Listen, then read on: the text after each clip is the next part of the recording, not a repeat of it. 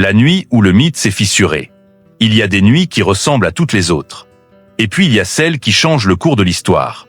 Cette nuit-là, Moscou dormait. Les rues étaient calmes.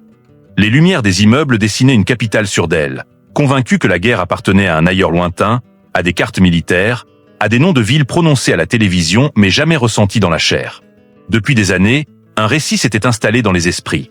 La Russie est forte, la Russie est protégée, la Russie est intouchable. Et surtout, Moscou.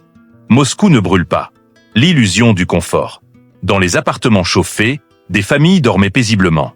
Des enfants rêvaient. Des travailleurs pensaient au lendemain. Des voyageurs attendaient leur vol du matin, convaincus que le monde suivrait son cours normal. Car c'est ainsi que fonctionne l'illusion de la stabilité. Elle s'installe lentement. Elle rassure. Elle endort. Pendant que la guerre ravageait Kiev, Kharkiv, Odessa, beaucoup pensaient encore. Cela n'arrivera jamais ici. Mais l'histoire a une règle immuable. Quand un pouvoir croit que la souffrance peut rester à sens unique, il se trompe toujours. Une erreur de calcul fatale. Ce que peu de gens savaient alors, c'est que cette nuit allait devenir le symbole d'une erreur stratégique majeure. Une erreur que Vladimir Poutine lui-même ne pourrait plus effacer. Car pendant que le monde observait des discussions diplomatiques, des promesses de paix, des jeux d'équilibre entre grandes puissances, une décision lourde de conséquences avait déjà été prise. Poutine croyait pouvoir forcer l'histoire. Il croyait pouvoir plier un peuple entier par la peur. Il croyait que frapper l'Ukraine suffirait à la faire tomber. Mais il avait oublié une chose essentielle. La peur change de camp plus vite que les armes. Depuis des décennies, le Kremlin avait bâti un mythe. Celui d'un État fort, centralisé, protégé par des défenses impénétrables. Un pays où la guerre ne franchit jamais les frontières symboliques de la capitale. Ce mythe n'était pas seulement militaire. Il était psychologique, social, presque spirituel. C'était un contrat silencieux entre le pouvoir et le peuple. Ne vous mêlez pas de politique, et nous vous garantirons la sécurité. Et tant que Moscou restait calme, ce pacte semblait tenir. Ce que les dirigeants oublient souvent, c'est que la guerre n'est pas une créature docile. On peut la lancer, mais on ne peut jamais lui dire jusqu'où aller. Cette nuit-là, quelque chose s'est déplacé. Invisible d'abord, puis irréversible. Dans le ciel sombre, loin des regards endormis, des points lumineux ont commencé à apparaître. Pas encore des explosions, pas encore des flammes. Juste un frisson, une anomalie, un avertissement que personne ne voulait croire.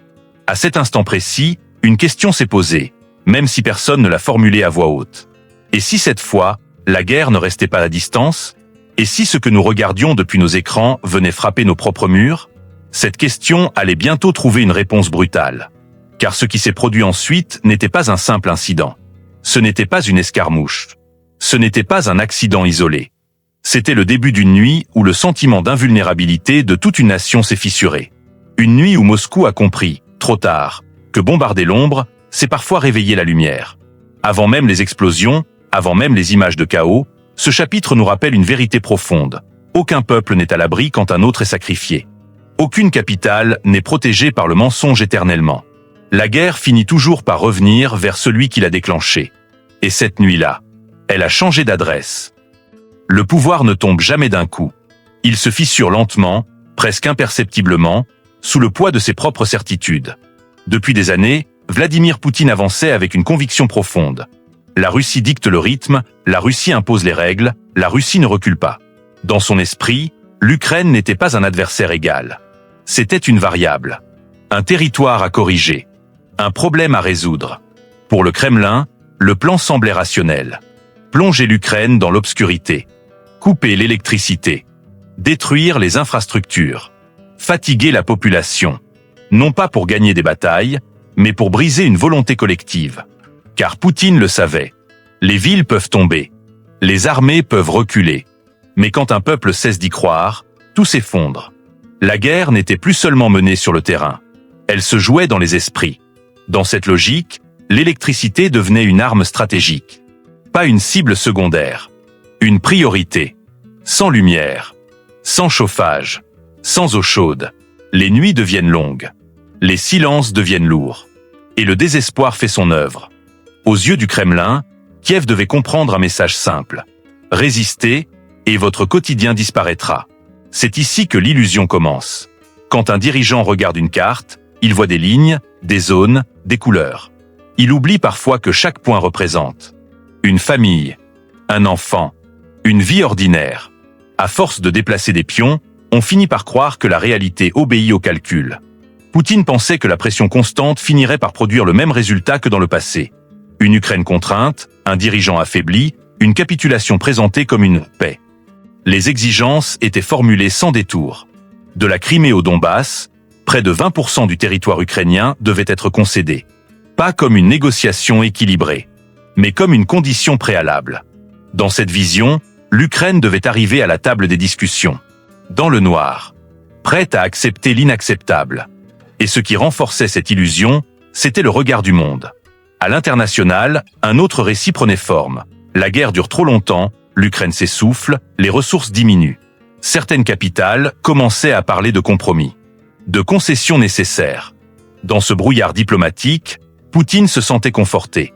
Même ses adversaires semblaient préparer le terrain à son avantage. Mais c'est là que se cache l'erreur fatale. Le Kremlin croyait que la pression affaiblit toujours. Il oubliait une vérité humaine universelle. La pression peut aussi révéler une force insoupçonnée. Quand un peuple comprend qu'il n'a plus rien à perdre, il cesse d'avoir peur, protégé par l'image d'un système de défense imprenable. Poutine ne craignait pas de représailles profondes. Moscou était censé être hors d'atteinte. Le cœur du pays inviolable. Cette certitude n'était pas seulement militaire. Elle était psychologique. Et c'est précisément ce qui rend l'illusion dangereuse. On cesse de se préparer à l'impossible. Chaque succès antérieur avait renforcé cette confiance. Chaque silence international. Chaque recul diplomatique. Le pouvoir se regardait dans le miroir de ses propres victoires passées et croyait y voir l'avenir. Mais l'histoire ne se répète jamais à l'identique. À cet instant, le Kremlin attendait une réponse. Une réponse de Kiev. Une réponse de Zelensky.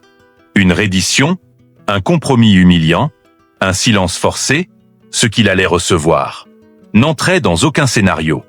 Il existe une forme de violence qui ne fait pas toujours de bruit. Elle ne s'annonce pas par des explosions immédiates. Elle ne laisse pas forcément de ruines visibles. Mais elle détruit plus profondément que les bombes. Cette violence-là vise l'âme. Quand les premières coupures d'électricité ont frappé les villes ukrainiennes, beaucoup ont compris que la guerre venait de changer de nature. Ce n'était plus seulement une question de territoire ou de ligne de front. C'était une attaque contre le quotidien. Les lumières se sont éteintes. Les ascenseurs se sont arrêtés entre 2 étages. Les chauffages ont cessé de ronronner dans les appartements. Et avec l'obscurité, une question s'est imposée, simple et terrifiante. Combien de temps allons-nous tenir comme ça? Le froid n'est pas qu'une sensation. C'est une épreuve mentale. Quand la température chute et que la nuit tombe plus tôt, le corps résiste encore, mais l'esprit vacille. Dans certains immeubles, des familles se sont regroupées dans une seule pièce pour conserver un peu de chaleur. Des parents ont enveloppé leurs enfants dans plusieurs couches de vêtements. Des bougies sont devenues des trésors. Chaque souffle visible dans l'air rappelait une vérité brutale. La guerre s'était invitée dans l'intimité des foyers. Sans électricité, le monde devient étrangement silencieux.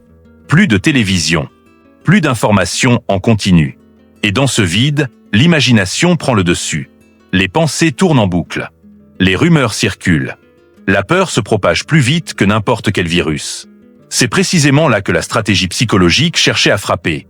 Isolé, désorienté, épuisé. Le véritable objectif n'était pas seulement de rendre la vie difficile. Il était de faire douter. Douter de l'avenir. Douter du sens de la résistance. Douter des dirigeants. Car quand la confiance disparaît, la cohésion s'effondre. Et sans cohésion, aucune nation ne tient. Mais ce que les stratèges oublient souvent, c'est que les peuples ne réagissent pas toujours comme prévu. Dans les villes plongées dans le noir, des gestes simples ont commencé à apparaître. Des voisins partageant des générateurs. Des inconnus apportant du thé chaud. Des familles ouvrant leurs portes. La peur n'a pas disparu. Mais elle a été contenue par quelque chose de plus fort. La solidarité. Dans l'obscurité, certains ont prié. D'autres ont chanté. D'autres encore ont simplement tenu la main de leurs proches. Ce sont des gestes invisibles. Mais ce sont eux qui empêchent une société de s'effondrer. Car tant que l'âme tient, le corps peut encore se relever. La peur peut paralyser. Mais elle peut aussi réveiller. Nous ne pouvons compter que sur nous-mêmes. Et cette certitude est dangereuse pour celui qui pensait contrôler le récit. Sur le papier, la stratégie était logique. Dans la réalité humaine, elle était incomplète. car aucun algorithme ne mesure la dignité. Aucun radar ne détecte la foi. Aucune bombe ne détruit l'espérance quand elle est partagée. À force de vouloir briser l'âme ukrainienne, le Kremlin a réveillé une certitude nouvelle. Il existe une autre forme de combat, moins visible que les missiles, moins bruyante que les explosions, mais parfois plus cruelle encore. C'est la guerre diplomatique. À mesure que les mois passaient, une fatigue s'installait loin du front, dans les capitales occidentales, dans les chancelleries, dans les salles de conférences climatisées. La guerre durait trop longtemps, elle coûtait trop cher, elle dérangeait l'ordre mondial. Et quand le monde se fatigue, il commence à chercher non pas la justice, mais la sortie la plus confortable. Le mot est revenu partout, compromis. Un mot doux, un mot rassurant, un mot qui sonne comme la sagesse. Mais dans le contexte ukrainien, ce mot cachait une autre réalité, renoncer à une partie de soi pour acheter un silence temporaire. Des voix influentes ont commencé à murmurer. Il faut être réaliste. La paix exige des sacrifices. On ne peut pas tout récupérer. Ces phrases, répétées assez souvent, finissent par devenir une pression. À Washington, le ton changeait subtilement.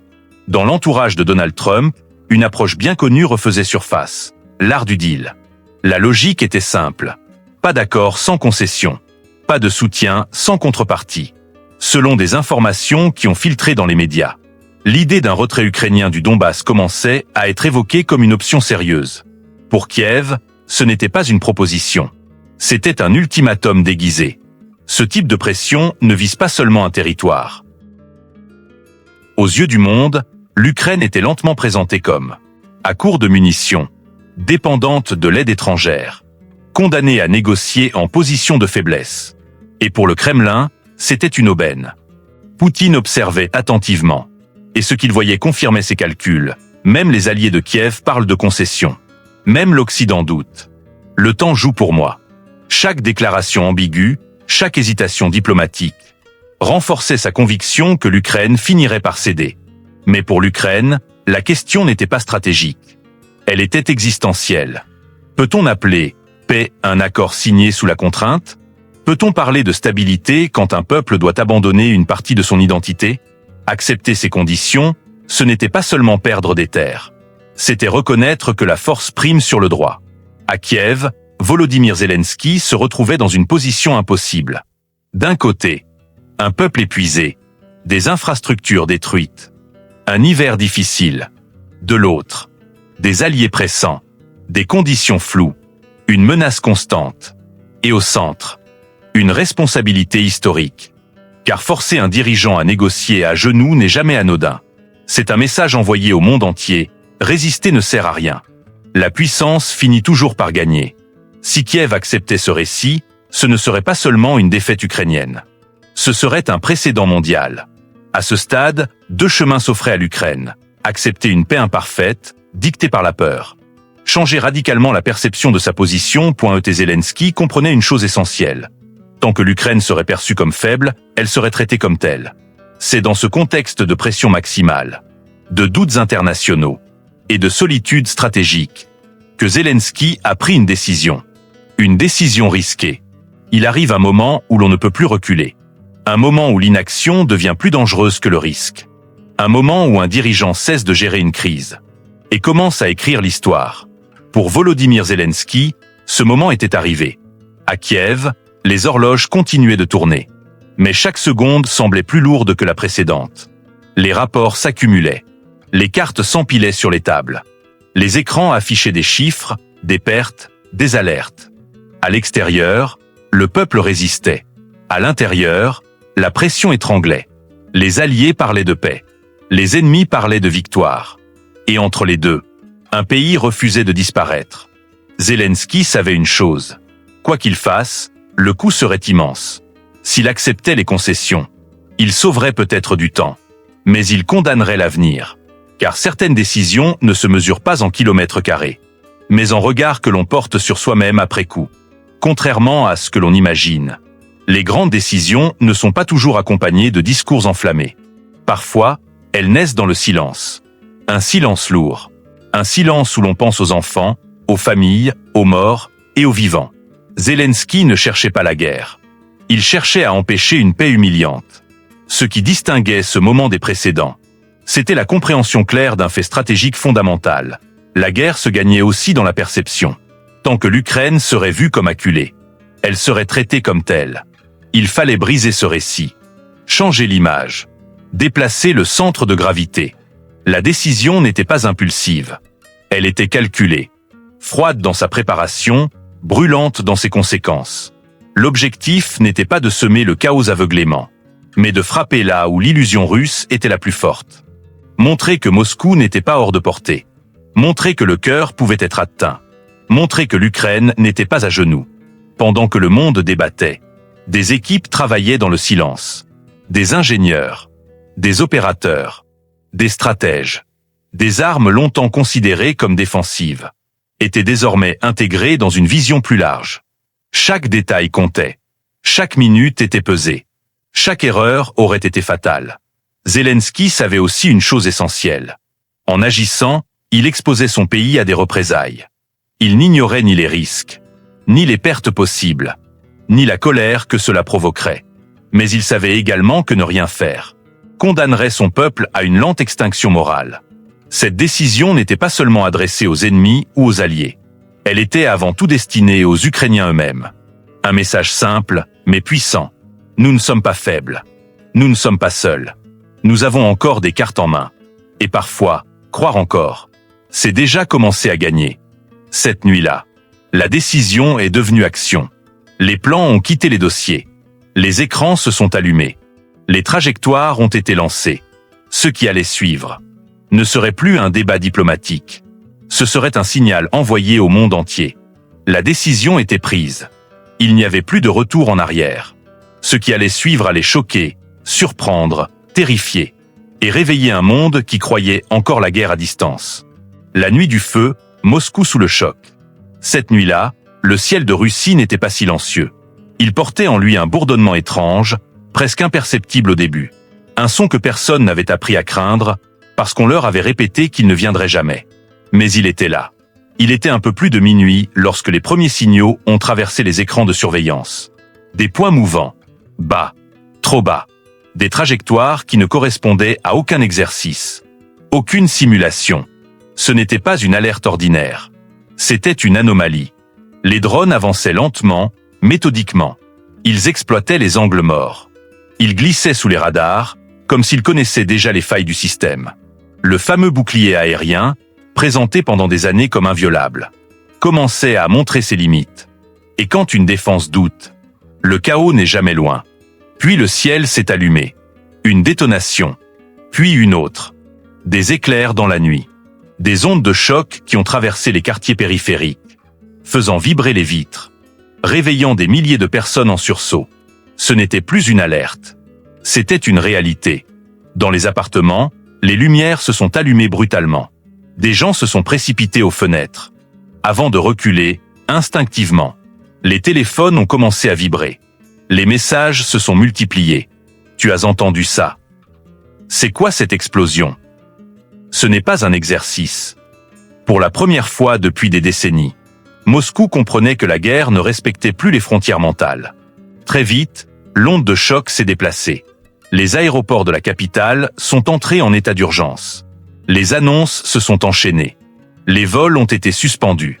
Les terminaux, habituellement symboles de mouvement et de liberté, se sont transformés en espaces d'attente anxieuse. Des passagers debout, d'autres assis à même le sol.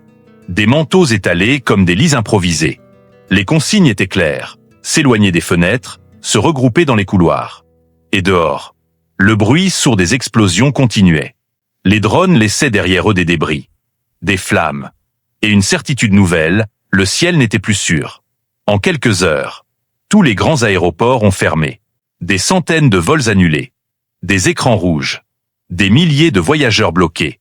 L'espace aérien au-dessus de Moscou a été fermé pendant des heures. Pas un retard. Une paralysie. Dans les terminaux, on ne parlait plus de destination. On parlait de survie. Des enfants pleuraient. Des adultes tentaient de rassurer sans y croire eux-mêmes. Personne ne savait combien de temps cela durerait. Personne ne savait ce qui viendrait ensuite. À Tula, à Novgorod, dans les districts autour de Moscou, les explosions résonnaient comme un avertissement. Même à l'intérieur des avions stationnés sur les pistes, les passagers entendaient la guerre. Et à cet instant précis, quelque chose s'est brisé collectivement. Mais ce n'était que le début. Car au-delà du choc initial, la nuit allait engendrer quelque chose de plus profond encore. L'arrêt du quotidien, la suspension de la normalité. Après le bruit, il y a toujours un vide. Un vide lourd. Un vide qui oppresse. Un vide où chacun comprend que rien ne sera plus tout à fait normal. Moscou venait d'entrer dans ce silence. Les explosions avaient cessé. Mais la ville ne reprenait pas son souffle. Les écrans des aéroports affichaient toujours la même couleur, rouge. Des milliers de personnes restaient bloquées. Sans information claire. Sans horizon immédiat. Le mouvement, ce symbole de la modernité, venait de disparaître. Quand une capitale ferme son ciel, ce n'est jamais anodin. Ce n'est pas une décision technique. C'est un aveu. Pendant plusieurs heures, Moscou a été coupé du monde. Pas de décollage. Pas d'atterrissage. Pas de passage. Comme si la ville avait été placée sous cloche. Mais ce ne sont pas seulement les avions qui se sont arrêtés. Dans les rues, les transports ralentissaient. Les services publics fonctionnaient au minimum. Les commerces fermaient plus tôt. La routine, ce ciment invisible de la vie urbaine. Et quand la routine disparaît, l'angoisse prend sa place. Plus de 20 millions de personnes vivaient à Moscou et dans sa région. Ce soir-là, chacune d'elles a ressenti la même chose, à sa manière, une vulnérabilité nouvelle. Des parents se demandaient comment protéger leurs enfants. Des travailleurs s'interrogeaient sur le lendemain. Des personnes âgées revivaient des souvenirs qu'elles pensaient oublier. La guerre venait de franchir une frontière invisible. Celle de l'intimité. Une capitale ne s'arrête jamais seule. Quand Moscou ralentit, tout le pays ressent le choc. Les autres aéroports se sont mis en alerte. D'autres hubs stratégiques. Les restrictions se propageaient comme une onde. Le centre ne contrôlait plus totalement la périphérie. Dans ce silence imposé, une question s'est glissée dans les esprits. Si Moscou peut être paralysé, alors qu'en est-il de ma ville? Les téléphones se sont remis à vibrer. Pas avec des communiqués officiels, mais avec des vidéos. Des citoyens filmaient le ciel. Les débris. Les incendies. Ces images brutes faisaient plus que n'importe quel discours. Elles contredisaient le récit rassurant. Pendant des années, le pouvoir avait maîtrisé la narration. Mais cette nuit-là, le contrôle se fissurait. Car quand chacun devient témoin, le mensonge devient difficile à maintenir. Moscou n'était pas détruite, mais elle était figée, comme un corps en apnée, attendant de savoir s'il pourra respirer à nouveau. Et dans cette attente, une certitude s'installait lentement. La sécurité n'était plus garantie. Mais la paralysie n'était que la surface. Car ce qui allait suivre était plus lent, plus froid, plus destructeur encore. Quand les lumières s'éteignent en été, c'est une gêne. Quand elles s'éteignent en hiver, c'est une menace vitale. Et cette nuit-là, en Russie, l'hiver est devenu une arme. Après les frappes, il n'y a pas eu que des flammes. Il y a eu des coupures. Des quartiers plongés dans l'obscurité. Des rues sans éclairage. Des immeubles muets. Dans certaines villes, le courant s'est arrêté sans prévenir. Pas de bruit. Juste un silence électrique. À l'extérieur, les températures descendaient déjà sous zéro. Parfois moins 20 degrés. Dans ces conditions, l'électricité n'est pas un confort. C'est une ligne de vie. En Russie, le chauffage central est une artère vitale. Des pompes électriques font circuler l'eau chaude. Dans des milliers de kilomètres de tuyaux. Quand l'électricité s'arrête, les pompes meurent. Et quand l'eau ne circule plus, elle gèle. L'eau gelée se dilate.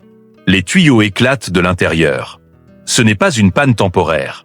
C'est une destruction structurelle.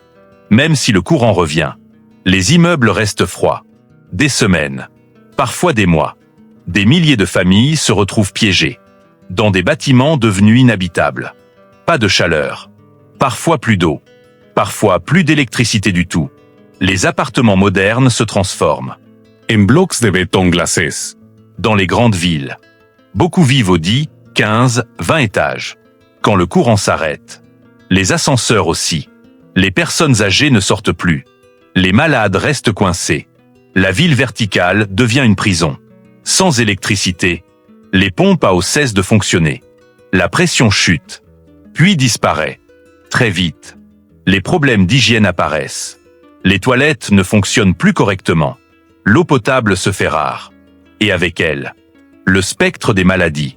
Il y a un moment précis où un pouvoir commence à perdre le contrôle. Ce n'est pas quand les bombes tombent. Ce n'est pas quand les lumières s'éteignent.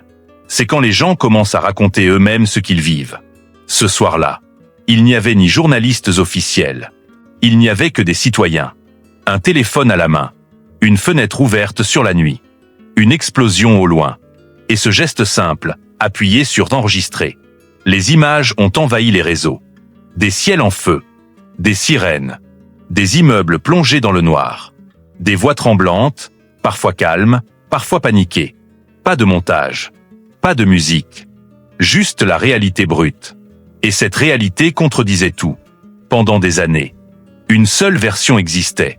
Mais cette nuit-là, il y en avait des milliers. Des milliers de points de vue. Des milliers de vérités individuelles.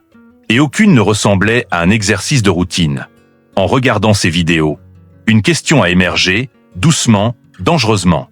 S'ils ont menti sur ça, sur quoi d'autres ont-ils menti? Ce n'était pas une accusation. C'était un doute.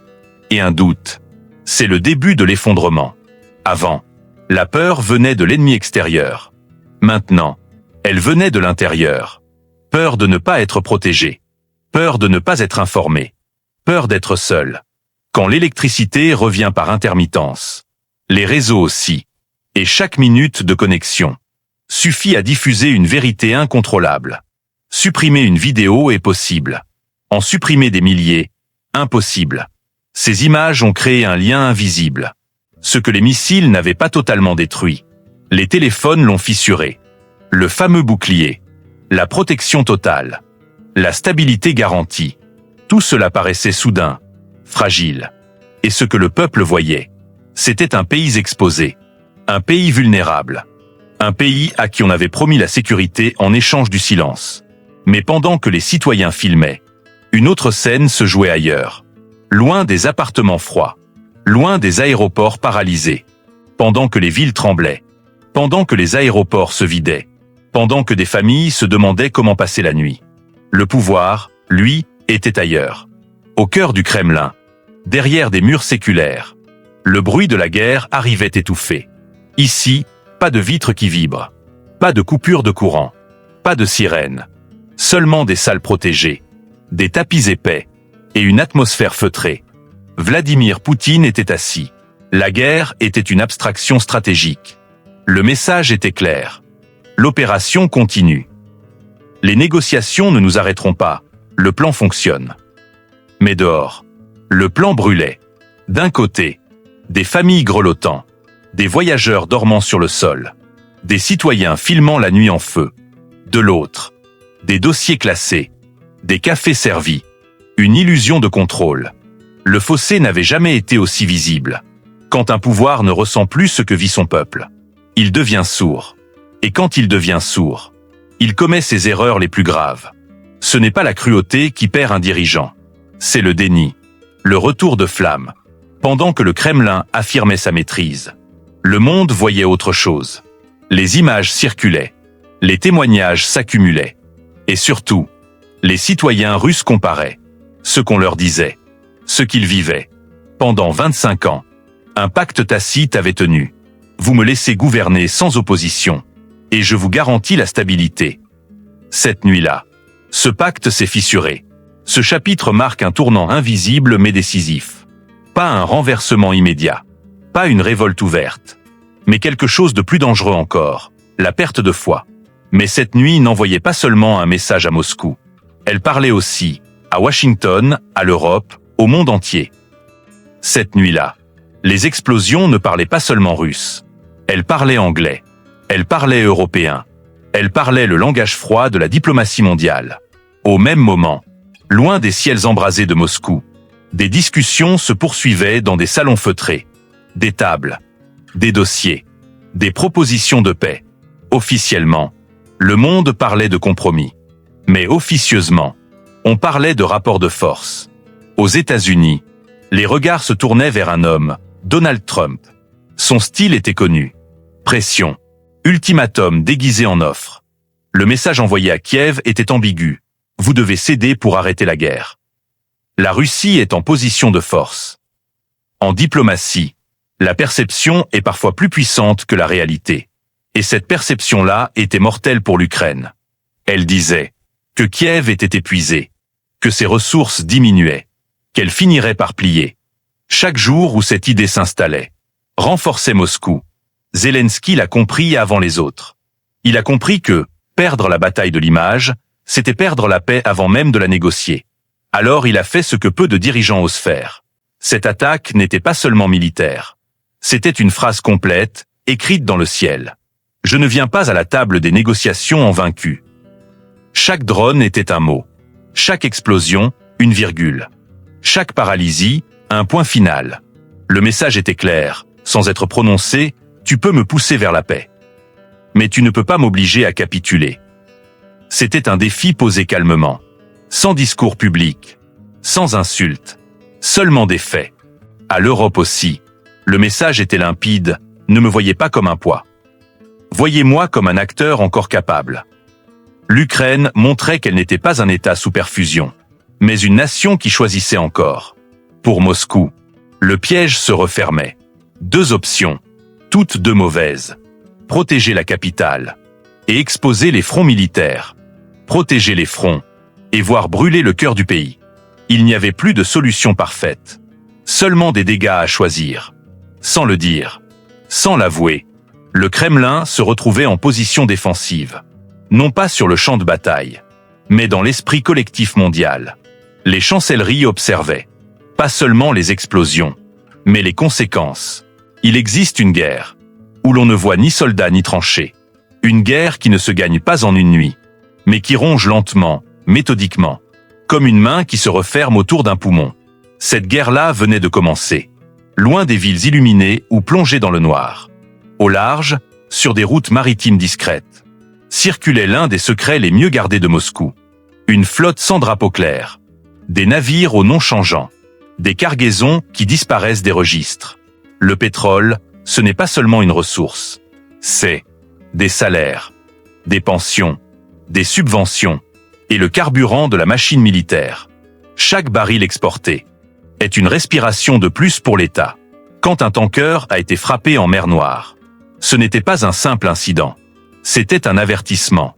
Même ce que tu crois invisible est exposé. Le message était silencieux, mais il résonnait dans les bureaux des financiers, des assureurs, des partenaires commerciaux. Les marchés n'aiment pas l'incertitude. Un navire touché, ce sont des primes d'assurance qui explosent, des ports qui hésitent, des contrats suspendus. Et soudain, l'argent circule moins vite. Tout le système tremble. Les frappes ciblées ne visaient pas le chaos total. Elles visaient la précision. Des infrastructures clés. Des sites qui alimentent à la fois l'armée, l'industrie, la vie civile. Chaque arrêt de production coûtait des millions. Ce chapitre n'est pas écrit avec des balles, mais avec des chiffres. Combien de jours avant pénurie? Combien de semaines avant pression sociale? Combien de mois avant fatigue politique? Ce sont ces calculs-là qui hantent les décideurs. Quand l'argent manque, les promesses sonnent creux, les subventions tardent, les régions s'impatientent, les élites locales s'inquiètent, et le pouvoir central doit choisir, financer la guerre ou acheter la paix intérieure. Ce n'est pas une attaque frontale, c'est une pression constante, un étranglement progressif, assez lent pour éviter l'explosion immédiate, assez fort pour empêcher toute récupération. Officiellement, tout tient. Les discours parlent de résistance. Les chiffres sont maquillés. Les chaînes officielles rassurent. Mais en coulisses, les marges se réduisent. Et quand il n'y a plus de marge, il n'y a plus de choix. Mais toute pression prolongée finit par produire une réaction. La question n'était plus si, mais quand. Il arrive un moment, dans toute guerre, où la question n'est plus comment gagner, mais quoi perdre en premier. Ce moment était arrivé. Le pouvoir russe faisait désormais face à une équation insoluble. Protéger le front, ou protéger l'arrière. Sauver la guerre extérieure, ou contenir l'effondrement intérieur. Il n'existait plus de troisième option. Renforcer Moscou, déployer davantage de systèmes anti-aériens, ériger un dôme autour du cœur politique. Mais ce choix avait un prix immédiat. Moins de protection pour les troupes engagées. Des bases exposées. Des lignes logistiques fragilisées. Sur le front, chaque missile non intercepté se traduisait par des pertes réelles. Maintenir les défenses autour du Donbass et de la Crimée. Continuer l'effort militaire. Ne rien céder sur le terrain. Mais alors, Moscou restait vulnérable. Les infrastructures brûlaient. La peur s'installait durablement dans les villes. Et une capitale inquiète est toujours plus dangereuse pour le pouvoir qu'un front lointain. C'est ici que la manœuvre ukrainienne prend tout son sens. Non pas vaincre l'ours, mais l'aveugler. Le forcer à bouger sans voir clair. À réagir dans l'urgence. À disperser ses forces. Chaque jour qui passait aggravait le dilemme. Plus de dépenses. Plus de fatigue. Plus de pression sociale. Et surtout, moins de crédibilité. Un pouvoir peut perdre une bataille extérieure et survivre. Mais quand la peur s'installe chez lui, dans ses villes, dans ses foyers, dans ses régions, alors le sol commence à trembler sous ses pieds. Dans les cercles du pouvoir, les conversations changeaient de ton. Moins de certitude, plus de prudence. On ne parlait plus de victoire rapide. On parlait de gestion des risques. C'est souvent le langage de la fin d'un cycle. Ce qui devait intimider l'Ukraine était en train de se retourner contre son initiateur. Chaque frappe sur Kiev appelait une réponse plus audacieuse.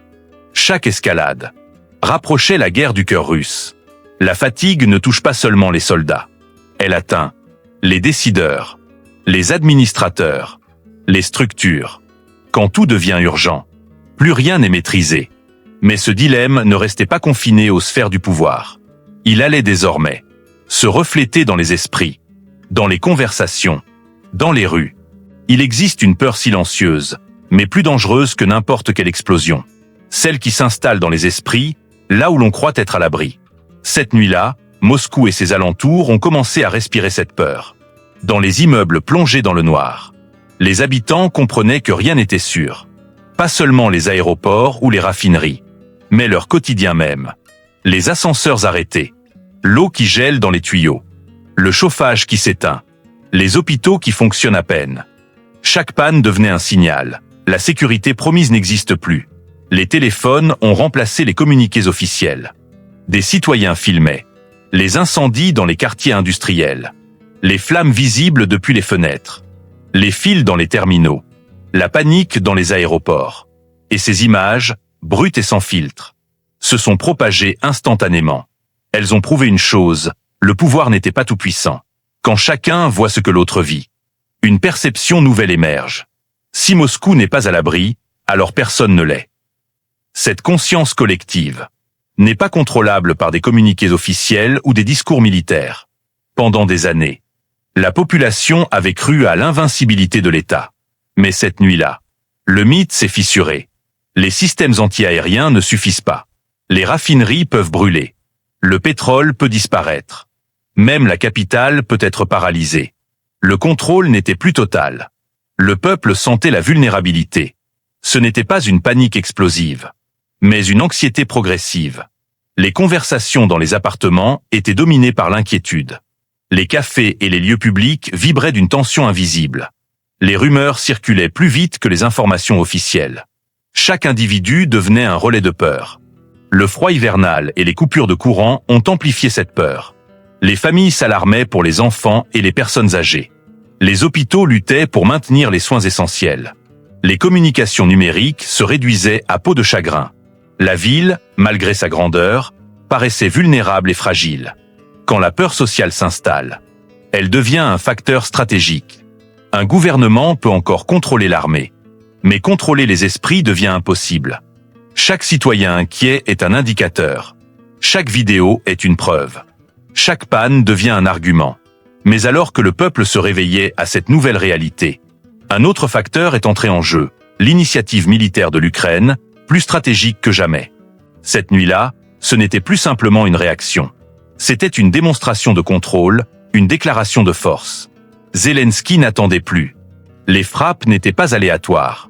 Elles visaient les cœurs stratégiques de l'industrie russe, les infrastructures critiques de l'énergie, les zones sensibles autour des grandes villes. Chaque drone, chaque missile, portait un message clair et calculé. Nous avons la capacité de frapper au centre même de votre sécurité. Ce plan ne concernait pas seulement Moscou.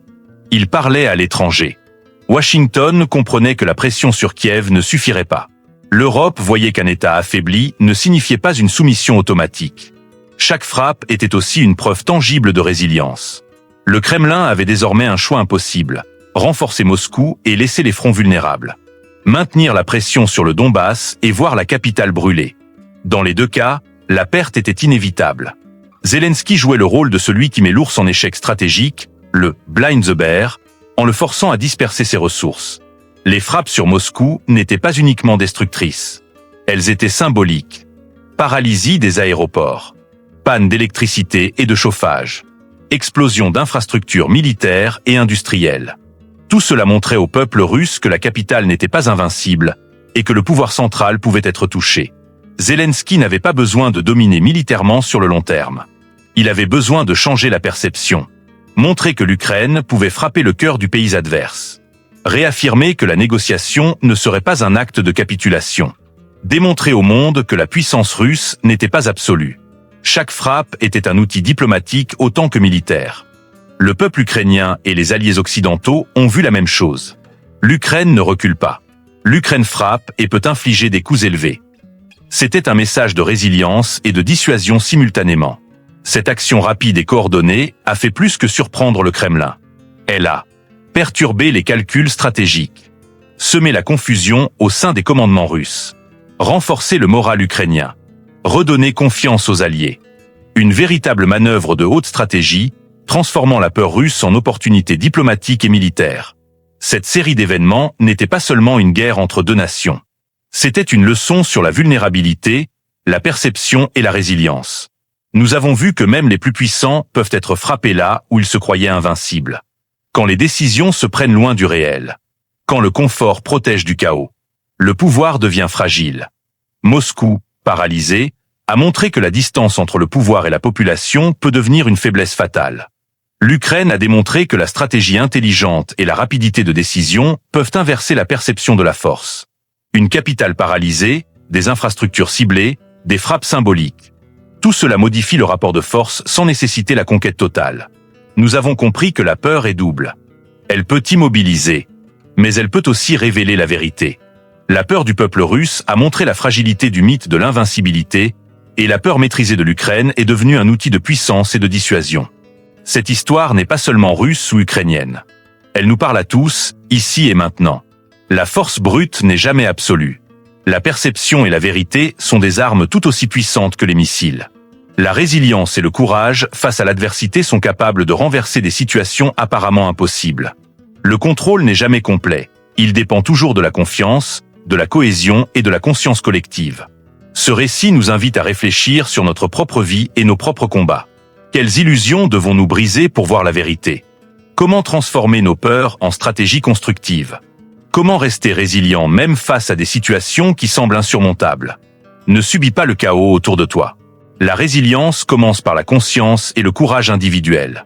Et souvenez-vous, même face aux plus grands défis, la détermination et la stratégie intelligente peuvent changer le cours d'une histoire.